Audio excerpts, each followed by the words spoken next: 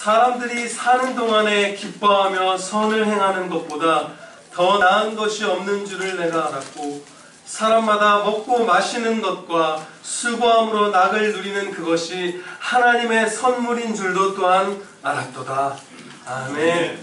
본문 말씀 받아들이라는 제목으로 선포하도록 하겠습니다. 전도서의 시작에서 솔로몬은 모든 것이 헛되다고 말하고 있죠. 5번이나 헛되다는 말을 하고 있습니다. 그 말씀을 제가 봉독해드리면요, 1장 2절에 전도자가 이르되 헛되고 헛되며 헛되고 헛되니 모든 것이 헛되도다 탄식하고 있어요. 허무하고 어떻게 보면 부조리하고 허망하고 이런 것들을 탄식하는 거예요. 그런데 히브리어 성경을 보면 좀 더해요. 최상급 표현을 써서 헛된 것들 중에 헛되도다 이렇게 말하고 있어요. 그러니까 어느 정도 허무한 게 아니라 최고로 절대적으로 끝없이 무가치하고 헛되고 허무하다는 거예요. 그런데 이 솔로몬이 헛되다고 탄식하고 있는 것의 정체는 이 땅에서의 삶입니다. 솔로몬은 해 아래서의 삶이라는 표현으로 나타내고 있는데요, 여기서의 삶이 우리에게 허무하게 와닿을 수밖에 없다는 거예요. 무엇을 하든지. 그런데 전도서는 성도가 겪는 고난, 그 시험을 깊이 다루고 있는 책인데, 다른 책들하고 조금 다른 점이 있어요. 우리가 다른 책들 혹은 다른 책들에서 다루지만 우리가 받아들이는 게 그렇겠네요. 우리가 일반적으로 생각할 때 성도의 고난과 시련이라고 하면 외적인 것을 많이 생각하죠. 병이 걸리거나 뭐 매맞거나 가난하거나 갇히거나 모욕당하거나 이런 것들을 생각하는데, 지금 이 전도서는 내적인, 정신적인, 지적인 그런 시련을 다루고 있어요. 사람의 마음이 그야말로 허무에 굴복해서 이렇게 살아서 뭐하나 하는 거. 아, 정말 허망하다 사는 게. 정말 부조리하다. 여기서 내가 분노하지 않고 아니면 낙심하지 않고 살아갈 길이 없구나. 세상은 정말 헛된 것 투성이구나 하면서 그 영혼이 무너져 갈 수 있는 시험에 대해서 다루고 있어요. 그런데 이 세상의 헛된 것 앞에서 인간의 영혼이 회의와 낙심과 의심과 이런 것들에 사로잡히는 그 고통이 결코 그 외부적 환난으로 받는 고통과 위험보다 작지 않다. 오히려 어떻게 보면 더 크고 더 최종적인 고통이다라는 것을 알 수 있어요. 왜냐하면 외부적으로 뭐 아프거나 매맞거나 하는 건 괜찮은데 이미 내적으로 의심이 생기고 내적으로 허무해하기 시작하면 그것은 실족한 거잖아요.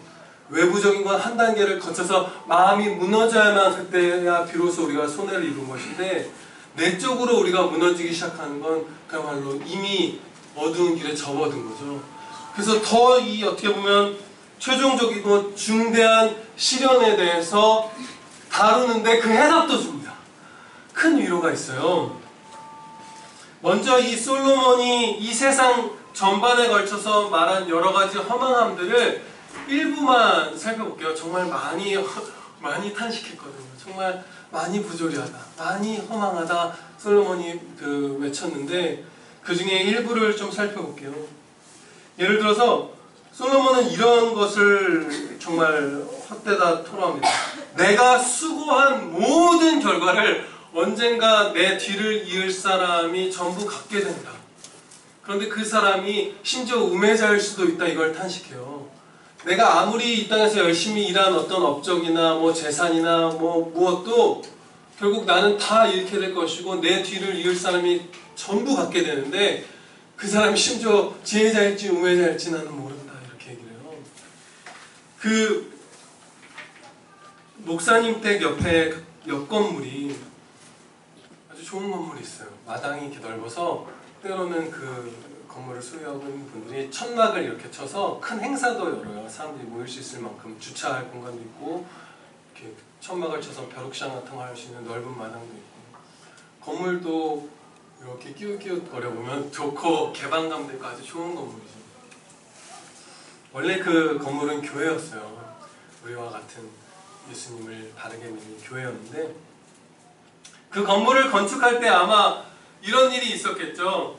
노년의 집사님들과 장로님들이 여기서 하나님께 예배드리고 성도들이 사랑으로 교제할 것을 막 꿈꾸면서 헌신했을 거예요. 그 좋은 예배당을 이 장차 교회 믿음의 후손들에게 물려주기 위해서 그분들 에어컨도 안 켜고 어르신들 에어컨은 거의 안 켜시죠. 장식품처럼 그렇게 아끼시고 안 먹고 안 입고 그러면서 헌금해서 그 예배당을 지었을 거예요. 그게 또 경건한 건축가들과 그 동료들은 그 예배당을 지키기 위해서 많은 노력을 기울였을 거예요. 그 큰 예배당을 잘 설계해서 잘 완공해야지. 그래서 그 예배당이 완성되었을 때 성도들이 아마 감격했겠죠. 꼭 그 예배당이 아니더라도 그런 일들이 있잖아요. 그런 걸 상상해 볼 수 있잖아요. 그런데 그 예배당은 지금 별로 길지 않은 세월이 지났는데 이단들이 모이는 장소가 됐어요. 그러니까 허망하게 넘어간 거죠. 그 성도들이 오직 하나님의 영광을 위하여 헌신하였던 것은 주님께 연락되어서 영원히 남을 거예요. 하나님께서 영원히 칭찬해 주실 거예요. 그런데 이 땅에 속한 그 예배당 건물이나 혹은 성도분들이 선을 넘어서 이 땅에서의 무엇인가의 과도한 애착 같은 것을 품은 것이 있었다면 그것은 다 허망하게 쓰러진 거예요. 솔로몬이 외쳤던 것처럼 열심히 지은 그 예배당 건물이 지금은 이단들이 막 이렇게 흥황하는 그런 곳이 되어버린 거예요. 이런 것처럼 허무한 게 많다. 내 모든 수고가 우매자의 손에 넘어가기도 하는구나 탄식하는 거예요. 그리고 재판하는 바로 그곳에 악이 있고 정의를 행하는 바로 그곳에도 악이 있다고 탄식하고요. 의로움에도 불구하고 멸망하는 의인이 있고 악행을 계속하는데도 장수하는 악인이 있다. 그것을 참 부조리하다. 이 헛되다고 번역된 이 히브리어 헤벨이라는 단어를 저를 가르쳐주신 교수님께서는 부조리하다는 뜻도 품고 있을 때가 있다 이렇게 말씀을 해요. 그야말로 허무하다 이런 뜻만 있는 것이 아니라 부조리함을 탄식하는 그 허무함에 가까운 의미가 있을 때가 있다. 그 사악한 자들이 끝까지 죽는 순간까지 형통하고 부유하고 건강하게 장수하고 정말 경건하게 사는 의인들이 막 빨리 고통 가운데서 사망하고 이런 일들이 있잖아요. 그 앞에서 헛되다 할 때는 약간 그 뉘앙스가 부조리하다, 이해할 수 없다, 버겁다 이렇게 느껴지는 것처럼 보인다고 그분은 얘기하는데 일리가 있죠. 정말 결국은 헛되다고 느낄지언정 아무튼 그런 탄식이 있는 거예요. 그리고 은을 사랑하는 자가 은으로는 만족 못하는 걸 얘기해요. 실제로 그렇죠. 우리가 돌아보면 내가 사랑하는 이 땅의 어떤 것에 집착하고 집착하는데 그것이 나를 만족시킬 수가 없잖아요. 그리고 아주 특이한 우리가 저도 잘 생각해보지 않았던 어떤 그런 허무함을 얘기하는데 이분이 솔로몬이라서 그래요. 많은 지식과 지혜를 얻는 것에서 허무함을 발견해요. 그게 오히려 고통을 더하고 마치 지식과 지혜를 이 땅에 지식과 지혜를 추구하는 게 바람을 잡는 것처럼 실체를 잡지도 못하는 것으로 얘기해요. 그래서 그것을 이제 김성수 교수님이라는 저희 합신의 교수님이셨던 분은 이렇게 어느 면을 짚어서 얘기하냐면요. 맞는 말이에요. 곰곰이 생각해보면 이 땅에서 우리가 평생 바쳐서 연구하는 어떤 지식이나 지혜가 실제로 그게 맞는지 틀린지 진위 여부도 우리는 분간하기가 어렵다는 거예요. 바람을 잡는 것처럼 평생을 걸쳐서 한 분야의 분과의 학문을 노력했는데 그게 통째로 틀려버릴 수도 있다는 거예요. 진위 여부를 모른다는 거예요. 근데 더 중대한 일일수록 실수가 많고요. 더 복잡하고 원대한 많은 영향을 끼치는 일일수록 그래요. 인간의 영혼에 대한 분석은 시대별로 탁월한 사람이 제시했지만 다 틀렸잖아요. 그 당시에 이미 반박이 되고 세월이 흐르면 그 인간관이 얼마나 부작용을 크게 났는지 우리가 보아왔잖아요. 그리고 국가 정책이나 아니면 경제 정책 같은 그 다층적이고 넓은 일들은 그 시행착오를 수많은 학자들이 달라붙어서 검증하고 이게 맞다고 해서 사회에 도입했을 때 그 잘못을 인간의 굶주림과 피로 반복적으로 값을 치르는 게 역사잖아요. 이게 맞을 거야. 이렇게 사회를 운영하면 맞을 거야. 라고 생각해서 도입을 했더니 죽는 거잖아요. 죽어나가는 거잖아요, 인간이. 그러니까 더 중요한 일들에 있어서 평생을 학자들이, 사람들이 의견을 내고 모아서 공부를 하고 지식을 쌓고 어떤 체계를 만들었지만 그게 진짜 맞는지 아닌지도 모르겠다는 거예요. 이 솔로몬이라는 가장 탁월한 사람도 이 땅에서 우리가 무언가를 연구하고 하는 게 바람을 잡는 것 같다. 실체를 못 잡겠다고 탄식하는 거예요. 그리고 만약에 어떤 것을 연구하고 하면 제한적 조건 안에서는 신뢰할 수 있는 결과를 얻을 수 있죠. 무슨 기술적인 부분이라든지 요런 상황 안에서 요건 확실하다. 요런 건 얻을 수 있잖아요. 뭐 두통이 생기면 타이레놀 먹으면 좀 낫고 뭐 확실한가요? 아무튼 어떤 일정한 부분 확실한 지식을 얻잖아요. 그런데 그 한 줌에 확신할 수 있는 지식을 얻어봤자 그것이 우리를 본질적으로 개선하지 못하고 영원한 안식을 주지 못하고 참 만족을 주지 못한다는 걸 발견한 거예요. 그래서 그 탁월한 사람이 외우는 대로 외워지고 보는 대로 분별한 그 사람도 이 땅에서의 지식과 지혜를 더해가는 게 내게 짐이었다라고 얘기하는 거예요. 아주 어때서 우리가 살아가는 게 정말 탄식할 만하죠. 그리고 소외가 있고 약육강식의 질서가 동물 사이에 있는 것이 아니라 잔인하게 사람 사이에 펼쳐지고 있고 또 정직하게 수고하며 재능을 발휘했더니 이웃에게 시기받는 것을 탄식한 게 나와요. 이게 정말 무서운 게요. 우리가 주로 가까운 사람, 그러니까 거짓되게 부를 막 축적하고 이런 걸 시기하는 거는 좀 논외인데 이 솔로몬이 탄식하는 건 정직한 수고를 해서 재능을 사회에 발휘했는데 옆에 있는 사람이 나를 시기한다는 걸 탄식한 거예요. 이게 정말 무서운 게 수고해서 내 재능을 사회에 유익하게 발현했으면 그 옆 사람은 이득을 보는 거잖아요. 나 때문에. 내가 욕심만 부리지 않았으면 내 옆에 사람이 나보다 더 노래를 잘 부르면 뭐 가수 지망생이면 그 노래 듣고 기뻐하면 되잖아요. 그런데 내가 탐욕을 품음으로 인해서 내게 유익을 주는 사람을 오히려 더 미워하게 돼버리는 게 시기잖아요. 그런 게 일상다반산이 너무나 헛되지 않는가. 하나님께서 나라는 통로를 써서 유익을 있게 하신 사람이 나를 미워하는구나. 그걸 본 거예요. 이외에도 많은 이 탄식들을 이 솔로몬이 기록하고 있는데 그것에 대한 답을 이제 주기 시작합니다. 이 전도서 전체에서 여러 번 답을 주는데요. 최종적으로는 그 12장의 마지막에서 주고요. 아주 선명하게. 그 답은 뭐냐면요.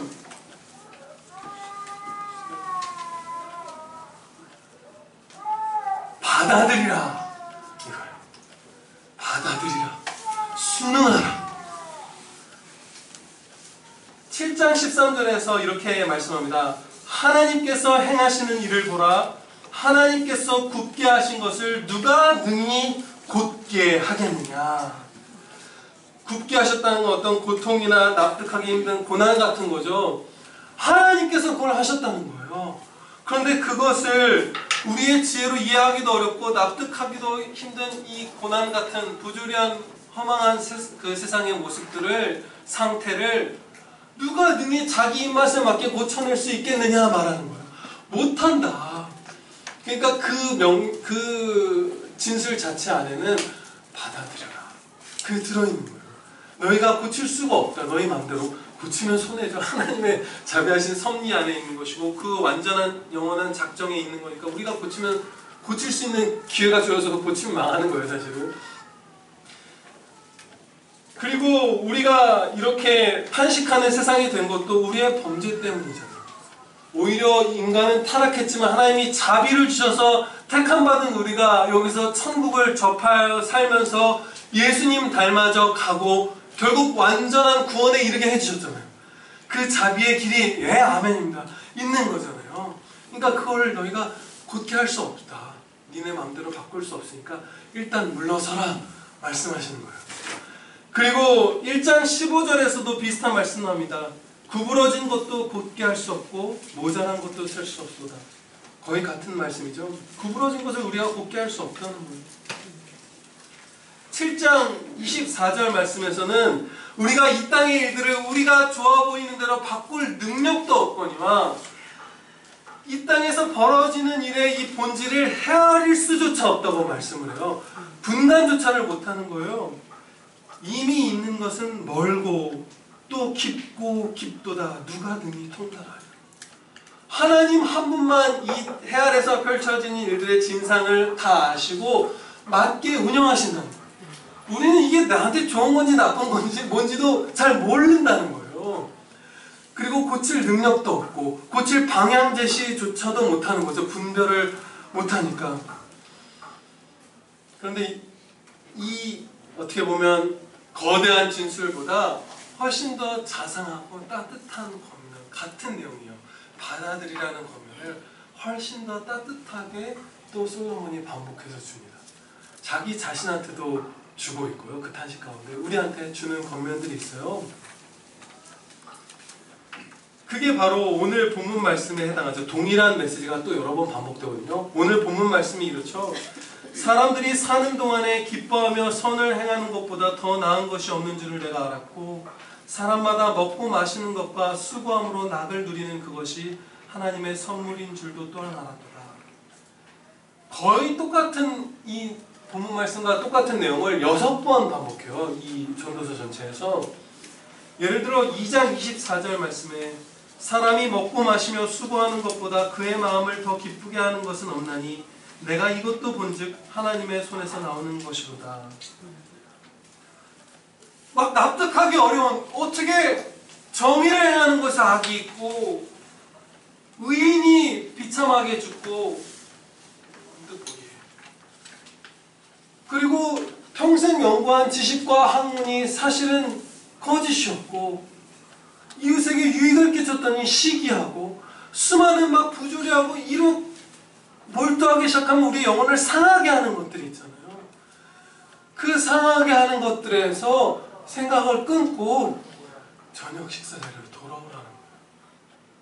네가 할 일 수고하고 열심히 경건하게 너의 두 손에 맡겨진 일을 하고 저녁 때 집으로 돌아와 밥을 먹고 마시라는 거예요. 포도주를 마시라는 얘기 나오는 거예요. 당연히 우리 뭐 높아심에 덧붙이지만 흥청망청 마시라 이런 게 전혀 아니죠. 철저한 가운데서 주님이 주신 축복의 포도주와 식사 자리를 가지라는 거예요. 그런데 이 같은 말씀이 이렇게 기록되어 있어요.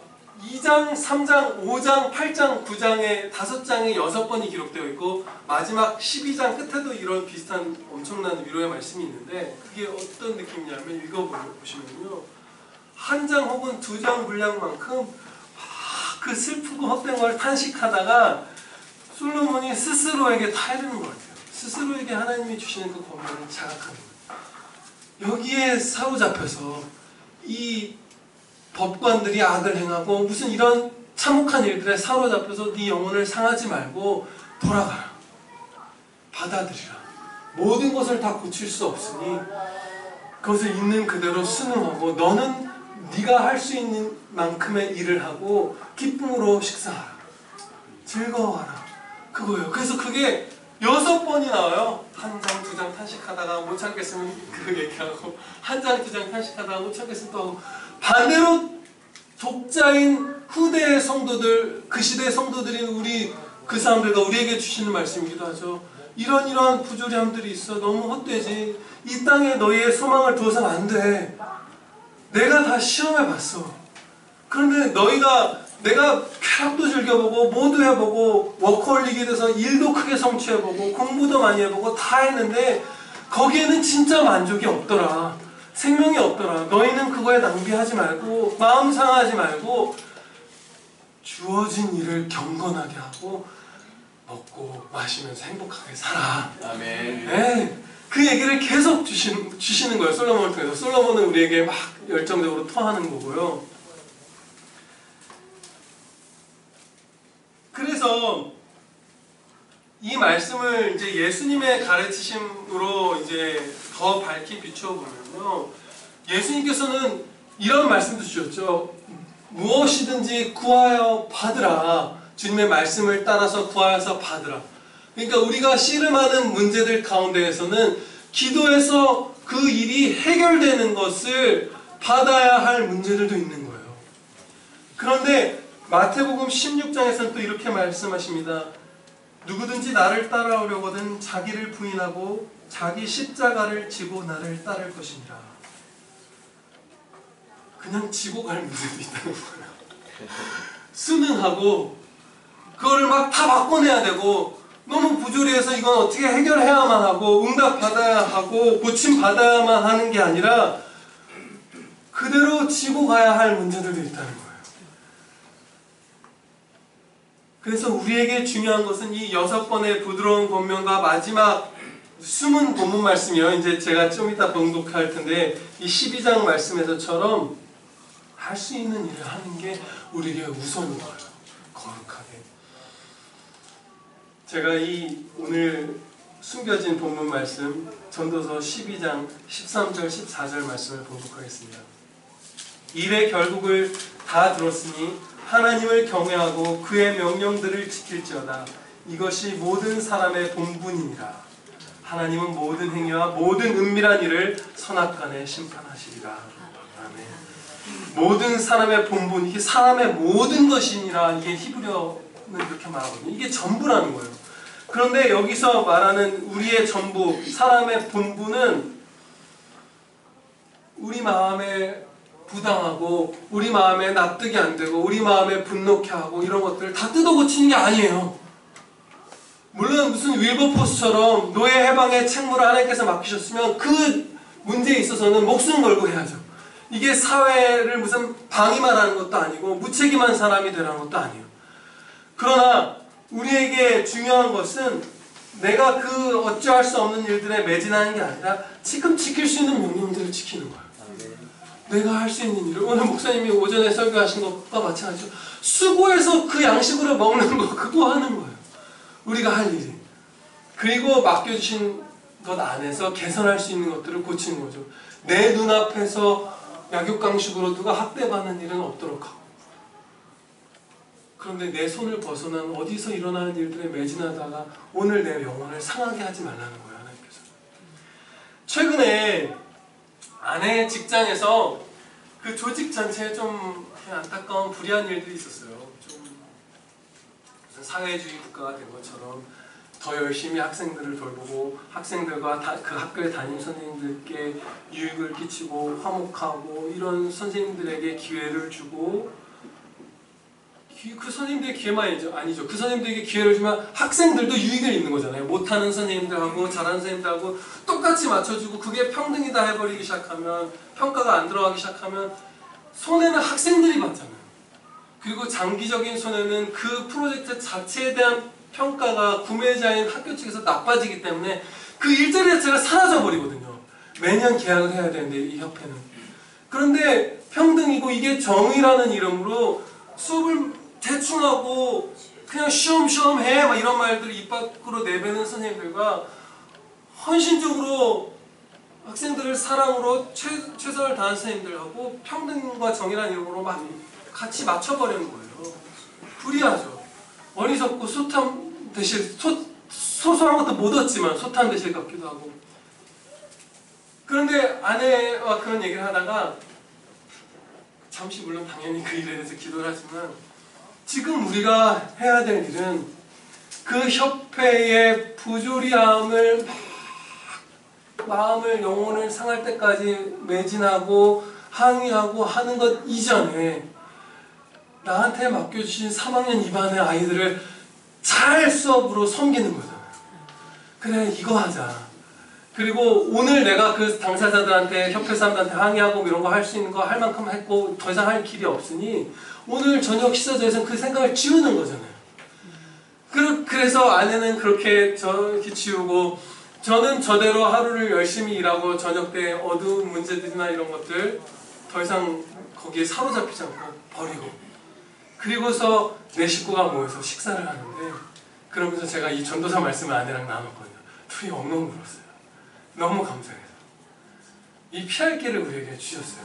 그 피할 길은 무엇이냐? 받아들이라. 그리고 할 수 있는 경건 생활과 수고를 하고 먹고 마시라. 기도드리시겠습니다. 하나님 아버지, 저희에게 이 생명의 말씀을 가르쳐 주셔서 정말 감사합니다. 이렇게 말씀으로 저희를 살려주셨사오니 이제 오늘부터 우리가 받아들이게 하여 주시옵소서. 부조리한 것들, 불의한 것들, 이해할 수 없는 일들, 슬프고 허망한 일들을 우리가 하늘을 바라보면서 또 자비하신 하나님을 신뢰함으로 다 순응할 수 있게 하여 주시옵소서.